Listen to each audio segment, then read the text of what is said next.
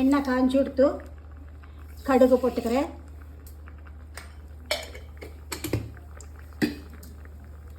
இதுக்கு கட்டி பெருங்காயம் தான் டேஸ்ட்டு, மனமும் அதுதான். கடுகு வெடிக்கட்டும். நான் இன்றைக்கி உங்களுக்கு குருணை உப்புமா பண்ணி காட்டுறேன். இது தமிழ்நாட்டிலேருந்து வந்த குருணை. எவ்வளவு பாரீக்காக இருக்குது பாருங்க, அதாவது மெல்லிசாக ரவை மாதிரி, பெரிய ரவை மாதிரி இருக்குது பாருங்க. இதில் உப்புமா பண்ணாக்கா ரொம்ப நல்லாயிருக்கும். குருணை உப்புமா அரிசி குருணை உப்புமா தேங்காய் எண்ணெயில் தான் பண்ணணும், அப்போ தான் அதோட டேஸ்ட்டு. குக்கர் வச்சுருக்கேன். டைரெக்டாகவும் பண்ணலாம். சீக்கிரம் பண்ணணுன்னாக்கா குக்கரில் பண்ணினா சீக்கிரம் ஆகிடும். தேங்காய் எண்ணெய் ஊற்றிருக்கேன். காயட்டும். கடுகு வெடிச்சுருக்கு. உளுத்தம்பருப்பு.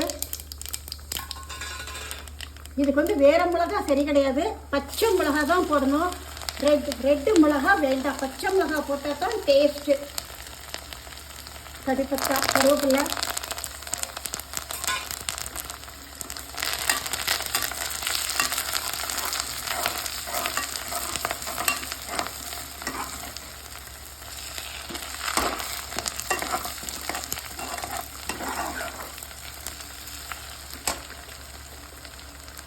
நான் இந்த டம்ளரில் 1 டம்ளர் குருணை எடுத்துட்டுருக்கேன்.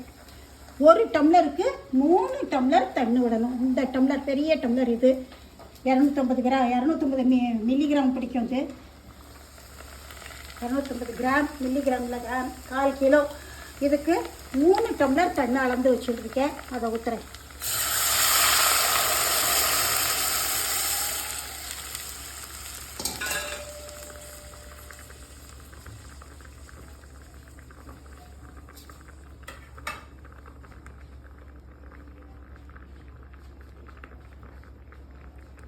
தேவையான அளவு உங்களுக்கு எவ்வளோ போடணுமோ அந்த அளவுக்கு தேங்காய் போட்டுக்கலாம்.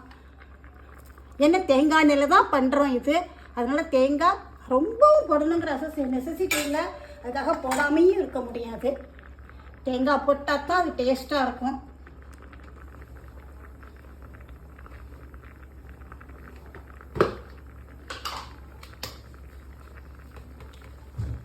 தேவையான அளவு உப்பு, அவளுக்கு எந்த உப்பு போட்டுக்கணுமோ அந்த அளவு போட்டுக்கலாம்.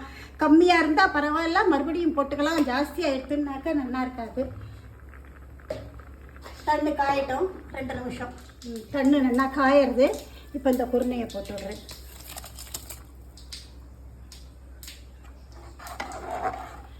மூணு விசில் தாராளமாக விடலாம்.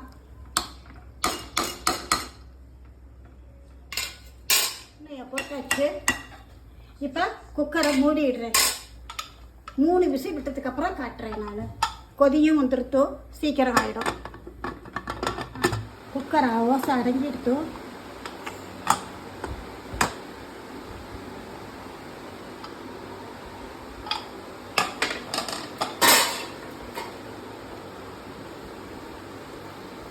நீங்கள் இந்த குருணை உப்புமாவை அமாவாசை பலகாரம், ஆற்றுல எண்ணி வேறு எதுக்கானும் பலகாரம் பண்ணணுமா, அப்போ இதை வெங்காயம் கிடையாது, இஞ்சி பூண்டு கிடையாது, இதை பலகாரத்துக்கு வச்சுக்கலாம். ரொம்ப ஈஸியானது, ரொம்ப ஹெல்த்தியானது. ஃபஸ்ட்டு ஈஸி, உடம்புக்கும் நல்லது, ஒன்றும் பண்ணாது, வயத்துக்கு எந்த பிரச்சனையும் வராது.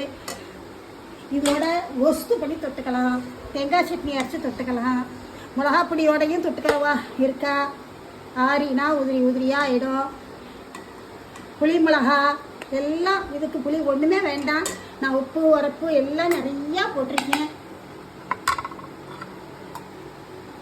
இந்த அங்கே கொஸ்தும் ஒரு நாள் வச்சுருக்கேன், அதையும் சொல்லிட்டு ஊற்றிடுறேன். கொஸ்து பக்கத்தில் வச்சுடுறேன்.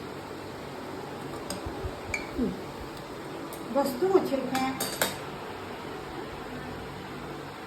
நீங்களும் பண்ணுங்க, சாப்பிட்டு பாருங்க. குருணைலாம் நல்லா குருணையாக இருக்கணும், அப்போ தான் அது நல்லா இருக்கும்.